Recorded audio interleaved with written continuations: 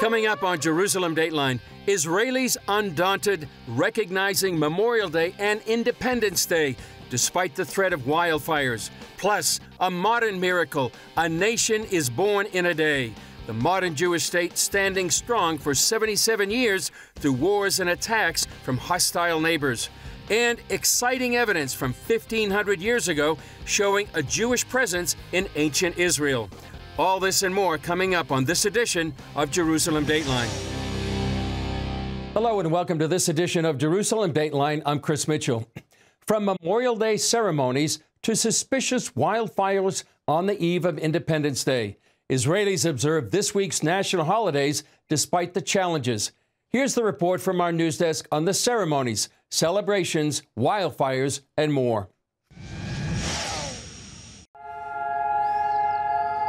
A siren wailed throughout Israel Wednesday evening to mark the beginning of Memorial Day, remembering the soldiers who gave their lives in Israel's wars and the victims of terrorist attacks. The opening ceremony took place at Jerusalem's Western Wall.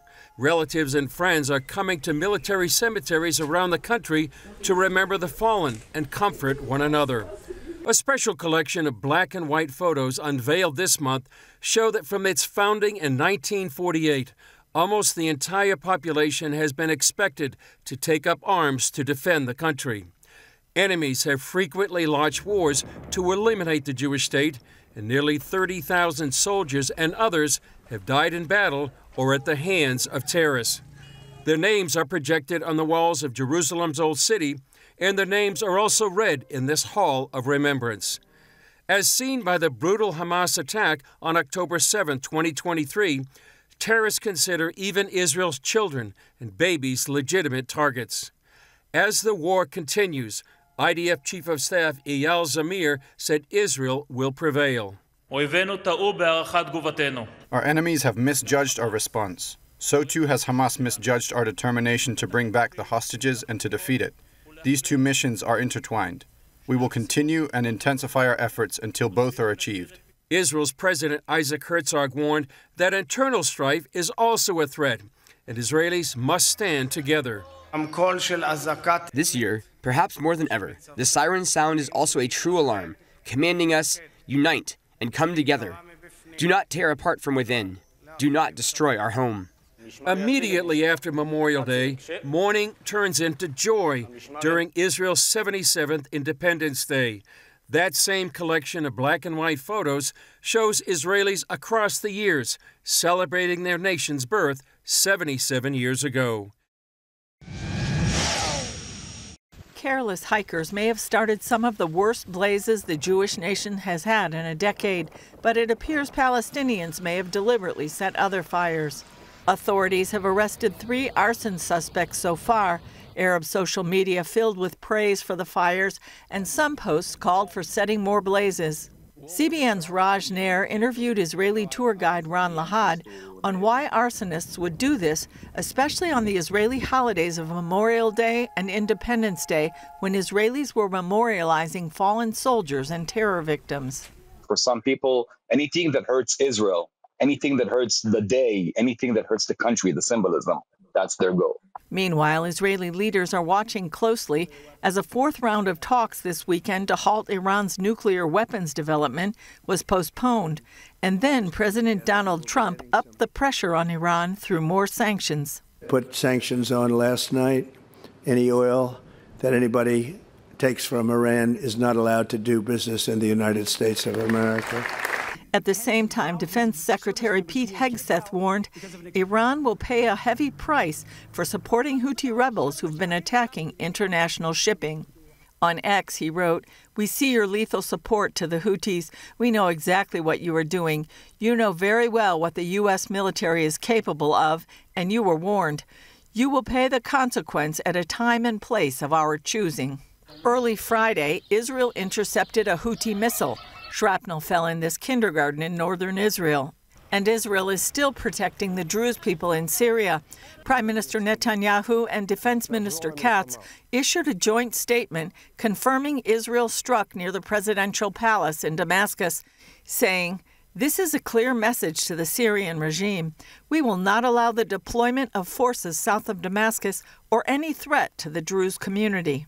Meanwhile, here in Israel, despite the previous day's wildfires, Israelis pressed forward and took to the parks on Thursday to celebrate the country's 77th Independence Day. Julie Stahl, CBN News, Jerusalem. It's been 77 years since a declaration signed in Tel Aviv changed the world forever. Against overwhelming odds, the fledgling state of Israel not only survived, but has grown beyond expectation. Here's a look at that moment and how it put a tiny nation on the path to becoming a world power.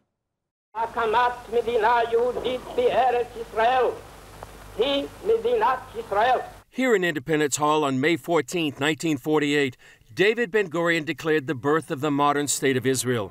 For the first time in nearly 2,000 years, the Jewish people had a nation. He chose the words, "We hereby declare the establishment," it says here, "of a Jewish state in the land of Israel to be known as the State of Israel."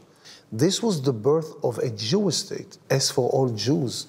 Ben-Gurion was standing here as the voice of 11 million Jews around the world who had no voice, who had no address, and nowhere to go to.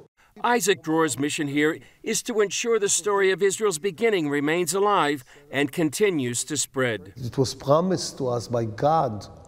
We are the only people in the history of the world that live on the same land, speak in the same language, and believe in the same God more than 3,000 years. From a biblical perspective, many see Israel fulfilling the prophecy in the book of Ezekiel, where the dry bones of the Jewish people come to life after 2,000 years of exile. Organizations like the Jewish Agency help lay the groundwork for that 2,000 years in the making Jewish state. The Jewish Agency was the lead organization in establishing and giving birth to the modern state of Israel. The whole purpose of establishing the Jewish Agency was to, on the one hand, unite the global Jewish people and to bring the global Jewish people in front of the British mandate to be the organization that would lead and establish a national home for the Jewish people in the land of Israel. To fully comprehend the miracle of the country's birth, consider that it happened in the shadow of the Holocaust, or Shoah in Hebrew, when the world learned how Nazi Germany murdered 6 million Jews. When you understand that only 3 years after the end of the Shoah, the lowest point the Jewish people reached in its exile, we started our redemption process and we regained our independence after 2,000 years of terrible events. Well, if that's not a miracle, I don't know what a miracle is. Even so, Dayan dispels one myth about the connection between Israel's beginning and the Holocaust. Israel was not established because of the Holocaust. Israel was established in spite of the Holocaust. Israel would have been a much robust, greater, secure, successful country if there were additional 6 million Jews and their descendants in the world. But Israel is the guarantee that there will be no other Shoah for the Jewish people. Now, after 77 years, Israel maintains its safety and security with one of the most powerful militaries in the world. Then it was small units of very patriotic people, some of them Holocaust survivors who just came off the boat from Europe, put on IDF uniforms and joined battle and defended Israel in 1948 against 6 Arab armies. Today, we are a highly organized, developed and well-funded military, perhaps the strongest in the region, that enjoys a significant technological advantage over all of our enemies. Israel is also an economic miracle. This tiny country with less than 10 million people has the highest concentration of new businesses per capita in the world, earning it the nickname of Startup Nation. John Medved, founder of Our Crowd, a venture capital investment company, showcases these accomplishments at his annual Investor Summit. This is what Israel is supposed to be doing, right? If Israel wasn't the startup nation, so what are we going to be? Okay, I'm sorry, this is our destiny. Our destiny is to create. Our destiny is to, fix the world. And we're just a little people, make a lot of noise, But I think that most Israelis, whether they wear a yarmulke or they don't wear a yarmulke, view this as a spiritual undertaking, that we're doing this not just to make money, but to do good. Yet throughout its history, Israel has faced nearly insurmountable odds. Just hours after Ben-Gurion declared the state, 6 Arab nations tried to drive it into the sea. While it survived, Israel would be challenged again in the 1967 Six-Day War, the 1973 Yom Kippur War, and in 2023 on October 7th. After thousands of years in exile and 77 as a country, Israel stands despite enemies within and outside its borders. It's a modern miracle. The rebirth of the Jewish state against all odds. A people that were left for dead, that had been dispersed to the four corners of the earth, and you saw the ancient prophecies fulfilled, where you had the ingathering of the Jewish exiles, the restoration of Jewish sovereignty in modern times, against all odds. Former Israeli ambassador to the U.S. and now Strategic Affairs Minister Ron Dermer tells CBN News this miracle can be seen unfolding throughout the nation.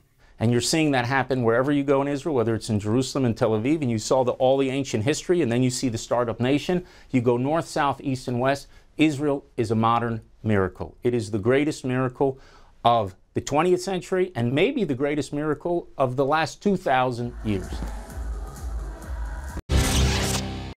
A nation was born in a day in 1948 when a declaration signed in a Tel Aviv art gallery announced the rebirth of the Jewish state. CBN's Scott Ross, who's no longer with us, looked back at that moment with someone who was there. Here's his report from a few years ago. We are in a historic setting here. Where are we and what happened? This is the room where the Jewish state of Israel was born 70 years ago.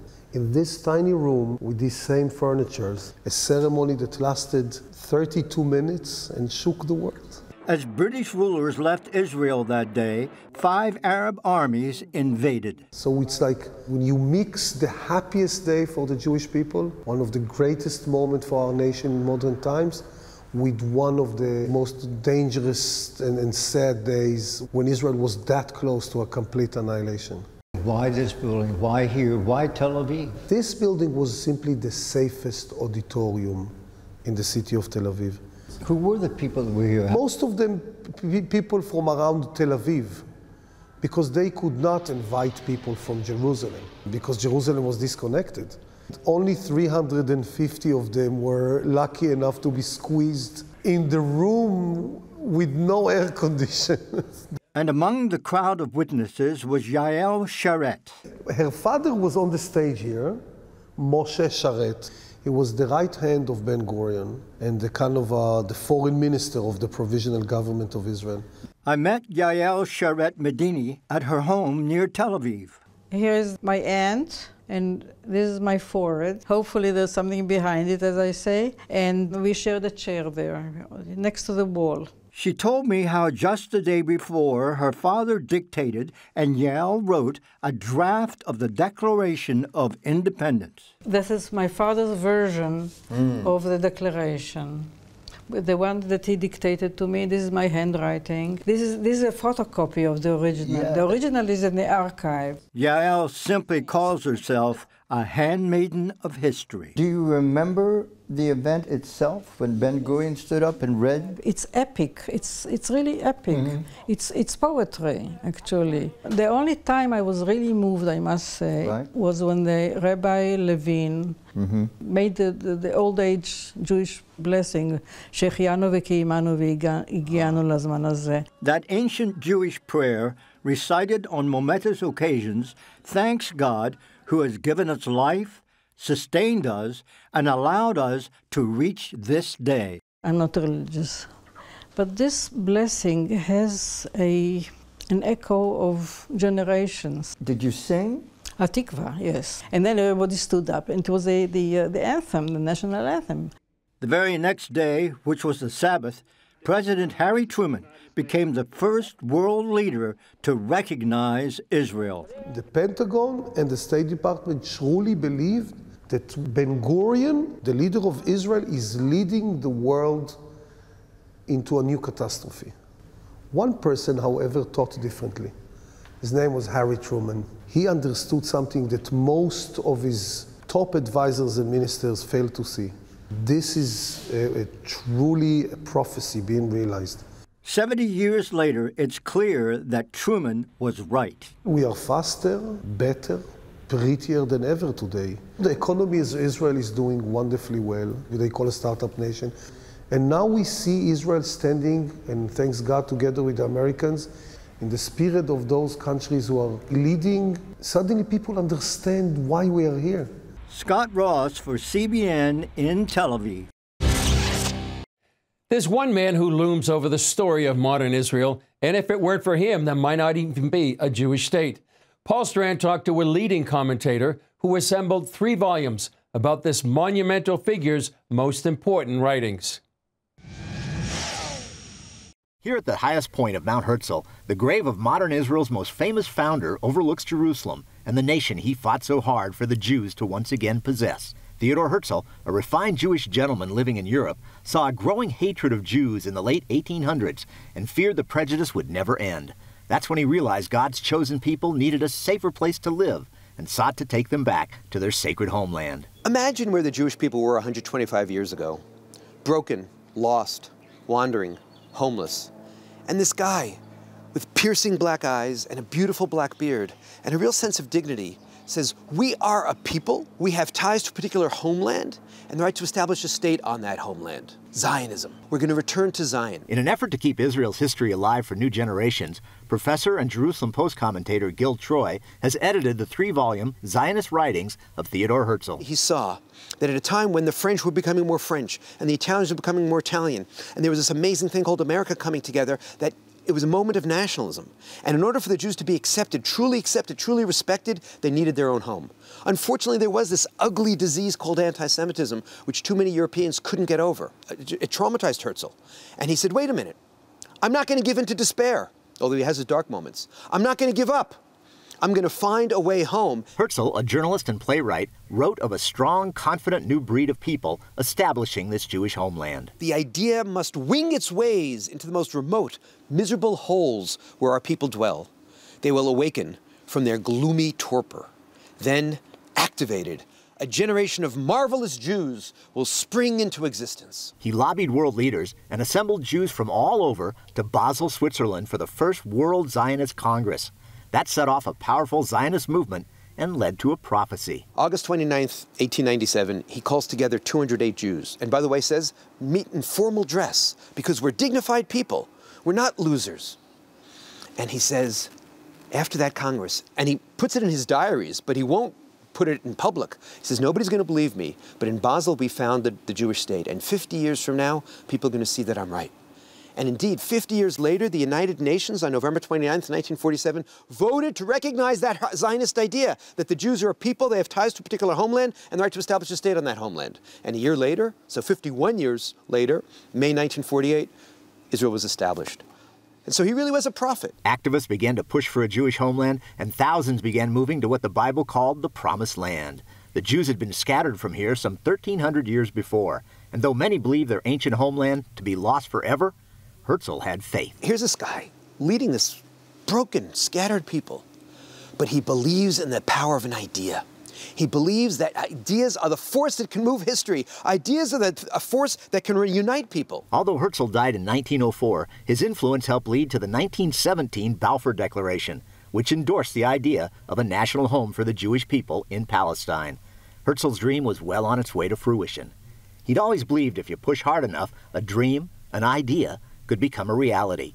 He wrote that this particular dream of a Jewish return to Zion must be made real. It is as old as our people, which has never, even in times of direst misery, ceased to cherish it.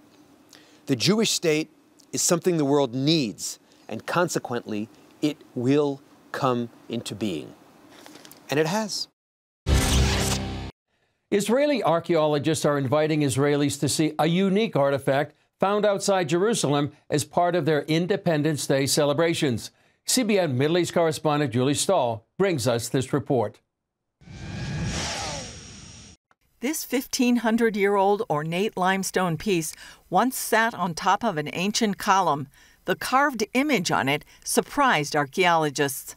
At first, when we found it, we didn't even realize it was a menorah because it was sitting upside down. Only afterward, when we started to examine it and flip the image, we realized it was an 8-branched menorah. Excavation director Dr. Uzi Ad says they discovered the artifact on the floor of a Byzantine-era building near a church. Usually at the top of a capitol, there is a flower. Here, suddenly, there's a menorah, and that is unique. The menorahs of that period were not standardized. So the symbol, the shape of the menorah, sometimes appears with 7 branches and sometimes with 8 branches. The piece was unearthed 5 years ago during excavations for building a new entrance to Jerusalem. We have no other capitals of this quality at the site. It raised my questions in general about how it came to be here. What is a menorah doing at a non-Jewish Byzantine Christian site? You would expect several capitals to be similar. Here, it's a one-of-a-kind capital. Experts say menorahs, modeled after the temple candelabra, typically appear at synagogues. Since there's no evidence of a synagogue at this site, they believe this capital may have been moved for another use. Following the research, we now know that it was indeed produced in the region. Based on the type of limestone it was made from, it is probably local. There's significance here because this symbol, which even appears today on our shirts and in other places, carries a sense of national pride when you find a menorah. Rabbi Amichai Eliyahu, Israeli Minister of Heritage, says finding the capital is tangible evidence of the profound and undeniable connection between the Jewish people, Jerusalem, and the land of Israel throughout thousands of years, and serves as a bridge between our glorious past and the renewal of our independence in the State of Israel. Julie Stahl, CBN News, Jerusalem. Israel's national anthem, Hatikva, expresses yearning and hope for the Jewish people to be a free nation in their homeland. We leave you with a beautiful rendition by Karen Hadar.